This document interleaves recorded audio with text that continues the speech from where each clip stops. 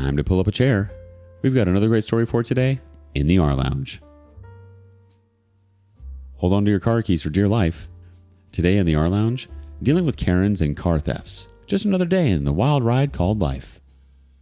Up first, when your parents think raising you is a financial investment. Parents took and sold my car and won't tell me who to. What's the best step to take from now? First, some background.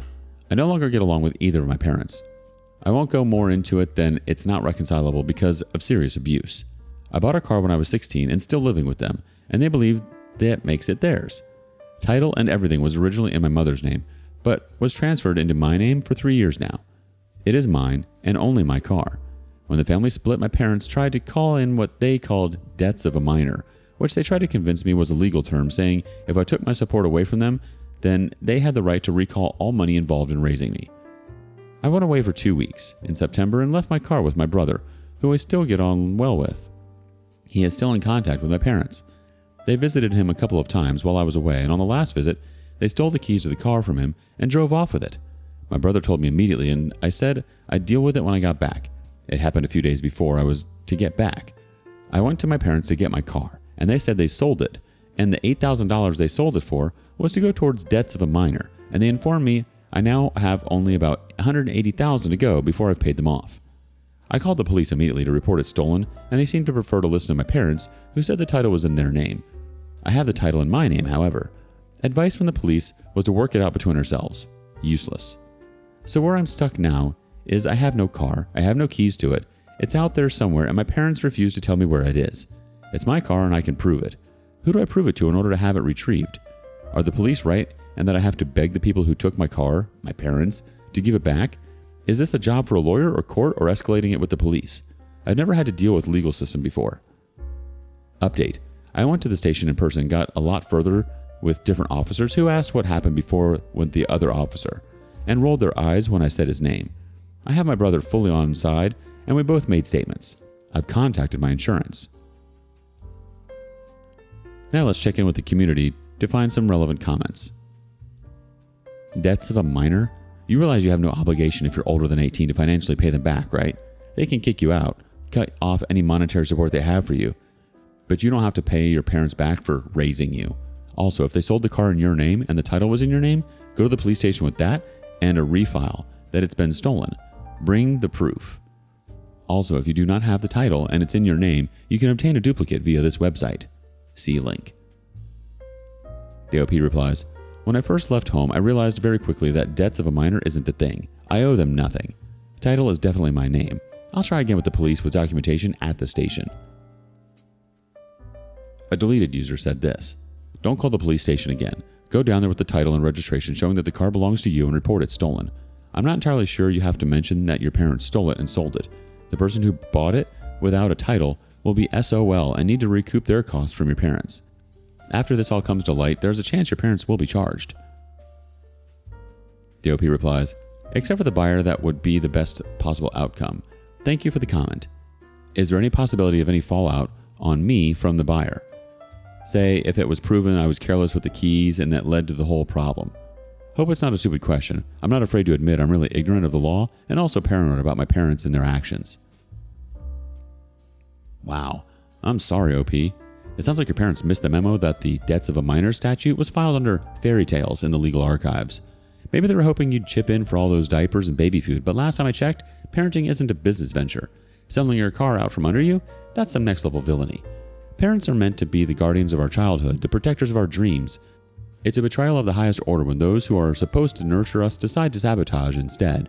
Parents aren't supposed to steal their children's belongings, whether it's a toy, a car, or even their sense of security. They're not supposed to sell off pieces of their child's future to settle imaginary debts or satisfy their own selfish desires. Update, 16 days later. Thanks for the replies when I originally posted. All I needed was a more with it police officer. I went in person with all the documentation proving that my car is my vehicle and with my brother and stated clearly that my car has been stolen and sold, and we both know who did it. The officer I dealt with this time treated everything seriously and listened to both of us. I had my car back within 2 days. My parents had taken it and hadn't sold it like they claimed, but were renting it to someone they knew. The car was retrieved from the rentee's house. I hadn't yet made a claim on it, so it was returned to me the day after retrieval. My mother has been charged, and I've also been questioned about my parents' drug use. I'm over the moon that what they did trying to rip me off has shown a light on more of their behavior. I'm still trying to gain clarity with my insurer about possible internal damage to the engine or transmission and having that thoroughly checked out, but that's beside the point. As a bonus, this was the last straw for my brother. He'd been still living under our parents' thumb, and this gave him enough reason to also cut them off and commit to acting against them. I have my car back and my brother back more than I did before. The fact that they got caught red-handed? Priceless. But hey, at least something good came out of this mess. You got your wheels back, your brother got his backbone back, and your parents? Well, they got a one-way ticket to the slammer. Talk about karma serving up some cold, hard justice. What do you make of this? Do you have any horror stories like this? Share them with us in the comments below. Up next, this guy's ego is as big as the dent he left in OP's bumper. Other people's children. This happened yesterday, but has carried over into today. My son is learning to drive, so sometimes I'll finish up work early and pick him up so he can drive home. Yesterday, the parking lot was fuller than usual, and this minivan kept driving around looking for a spot. They finally decided to squeeze between me and the curb, adding up barely 2 inches from my passenger side mirror. Their child comes out, and this guy starts gesturing at me because obviously there's no way anyone is getting in either of their cars from the passenger sides. He rolls the windows down and motions for me to do the same. The moment I do, he begins berating me loudly and very aggressively, saying I should move from my spot so his kid can get in his car. Keep in mind, I'm in a parking spot, in a small car. He is in this big minivan squeezed into this non-space. I just rolled my window back up and ignored him. Then I feel a thump and look in my rearview mirror to see him walking back to his car. It legit felt like someone ran into me lightly. I didn't dare get out as I'm already a bit intimidated, and dude is obviously a bully after screaming at me to move for the past 5 minutes through a closed window. The guy pulls ahead, his kid gets in, and they leave. I get out of my car and go around to the back and see a massive crack in the bumper of my brand new car, right in the center of what looks like a boot print. This is my first new car ever, barely a month into my 2-year lease, and this happens. Get a quote, nearly $4,000 to fix the bumper as it needs to be replaced. It was kicked so hard that it actually broke some clips that held it on too, as this was the recommendation of the dealership as it was very loose. Unfortunately, as a leased car, this has to be fixed ASAP according to my contract. Go back to the school in the hopes that I can get some identifying info on the guy to file a report and recoup costs through their insurance. We can clearly see the front of the van, but not the back where the license plate is because of where he is parked, ironically blocked from my view by my car. Fast forward to today. I get to work and my boss calls me into her office. There was a complaint made yesterday about how rude I was and that I was most like driving under the influence. My boss is awesome. She knows full well there's no way I would do any of that, so she just gives me a heads up and that's it. It's almost 10 a.m. and I just answered a call. It was him, asking if disciplinary action had been taken yet. I interconnected my line to my boss's, so I had a witness and the convo was interesting. He had no idea it was me, and I was asking for details from the encounter. He gives them, not realizing I filed a police report the day before that wasn't likely to go anywhere, as I had no license plate number or name. So, I just got emailed to me, the guy's name, address, make, model, and year of the vehicle, license plate number. I just got off the phone with the police. I don't think he'll be happy to see them on his doorstep. Maybe he should have just been happy with vandalism instead of also trying to get me fired. Entitled people suck. The OP has an update. He has been officially identified by police. Happy dance. After the police watched the video from the school, the potential charges are vandalism, harassment, slander, which is unlikely to stick as it has had no effect on my reputation, I'm told. Mischief, uttering threats, child endangerment. I had an 8-year-old in my car at the time. I'll also be trying to obtain a restraining order given the harassment. I'm told not all charges may stick, but they are going to push the vandalism and harassment charges. We shall see. Police here are infamous for not doing their jobs. I'll update you when I get one. Edit. Apologies for formatting. Updating from the police station over mobile. Someone in the community had a comment. So not just vandalism, but harassment and slander? Guy just likes to pad his resume with all sorts of things, doesn't he? Vandalism? Check. Harassment? Check. Slander? Oh. Why not throw that in for good measure, right? I mean, if you're going to be a villain, might as well go for the full buffet of criminal charges. It's like this guy took a crash course in how to be the worst human ever and aced every lesson. I can just imagine his resume now. Expert in property damage, master of verbal assaults, and connoisseur of false accusations. But wait, there's more. Child endangerment? Oh, he's really going for the gold in the terrible person Olympics, isn't he? I mean, who needs morals when you can collect criminal charges like Pokemon cards? And let's not forget his attempt at getting you fired. Talk about adding insult to injury. Like, hey, I already wrecked your car, might as well try to wreck your life too, right? Well, I hope this guy enjoys his date with Karma. She's got a special place reserved just for him, right next to the world's biggest jerk trophy. Do you have a similar story? Let us know in the comments. And lastly, nothing revs up OP's day like a good old-fashioned confrontation with an entitled neighbor. Screamed at for building a special needs school. Here's a story from last season I thought might belong here. So I work in construction. I drive a transfer truck and super solo for paving company, and on this day, we were hauling in foundation rock to build a parking lot bus loop for a new school. This is a project we were all excited to be working on. We were rebuilding a special needs school, tucked away in a neighborhood that had been previously falling down in disrepair. A big, beautiful new school with all the new technology and amenities money could buy. Super proud of it. People in this neighborhood were so happy they would bring us out water, cookies, coffee. Needless to say, every time I was put on this job, I was happy about it. On this day, I was in a super solo, hauling 24 tons of rock per trip. Supers have this long, strong arm that comes down off the back to stabilize the truck and spread the weight out. Before getting inside the construction zone, that arm needs to be picked up. They raise up really high before folding up behind the box when fully raised. Being that this school is tucked back in a tiny neighborhood with low-hanging power lines everywhere, finding a spot to raise it without causing a ton of damage is a bit tricky. Lucky for me, I found a spot with no power lines for about 20 feet at the beginning of the street end. It's about 8:30 a.m.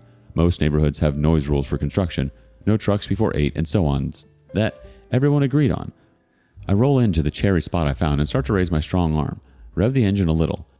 It takes me all of 12 to 15 seconds to raise the arm and my tag axles and be gone. I drive with my window open for air, and right about the moment I'm getting ready to release my brakes and go, I hear screaming. I thought someone was hurt, so I jumped out and ran around the truck to see her. Bleach blonde hair in a knot bun, stretchy workout pants, Nike hoodie, Keds canvas shoes, the whole nine. I'm in trouble. Don't park in front of my house, you piece of crap. Go somewhere else. Whoa, easy. What's the matter? You don't have to scream at me, sister. Don't park here. You wake me up every gosh darn morning. You're blocking my driveway. I can't get out. We aren't even going to use that effing school. You're wasting money on.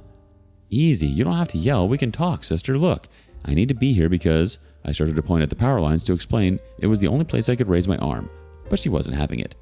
I'm not your sister. I'm not some Mexican. I'm native, but go off. They're my cousins anyways.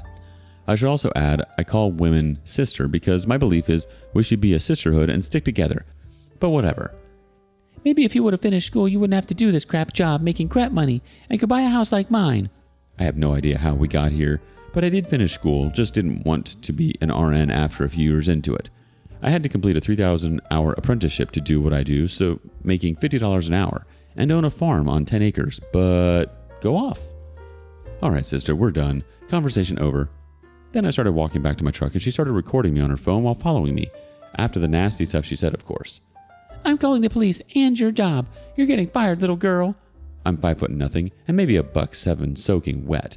People like to point out that when they're mad at me for some reason. Have a good day, ma'am. As I was getting back into the truck, I heard her telling her phone that I had threatened her, so that was fun. She did call my job, and my boss told her to kick rocks because it was after 8 a.m. and I happened to be friendly to a fault, so her claiming I threatened to run her over didn't go very far. While I'm ashamed to admit I can be petty at times, I will say that after that, every time I came to the job site, I parked in the same spot and revved my engine higher and louder than I needed to. Someone from the community adds, Karen should keep her trap shut. Where I'm from, it's 7 a.m. From that time on, work is allowed till 12, and again from 1300 till 2000. You were way too friendly. I'd tell her to find some other moron like her to scream at, but in not so nice words. DOP replies, yeah, you're right. I'm just not very confrontational. I mean, I can give people the business, but they really have to push it. The classic Karen encounter, complete with all the drama and entitlement you could ever ask for. It's like a rite of passage in the construction world, isn't it? You haven't truly lived until you had a Karen screaming at you for simply existing. But hey, props to you for keeping your cool and not letting her get under your skin too much. I mean, who needs a confrontation when you can just rev your engine a little louder and assert your dominance in the most passive-aggressive way possible? And seriously, Who does Karen think she is? Trying to lecture you about your job and your life choices? Last time I checked, construction workers were doing the Lord's work, building the foundations of society, while Karen sits at home complaining about her latte being too hot. So here's to you, my friend, for being the bigger person and not stooping to Karen's level. And next time she comes around with her entitled attitude, just rev that engine a little louder and remind her who's boss. What do you think? Thank you for joining us today. Don't forget to like, subscribe, and click that notification bell before you leave. We'd love to hear your thoughts on today's topic, so feel free to leave a comment. See you next time in the rLounge.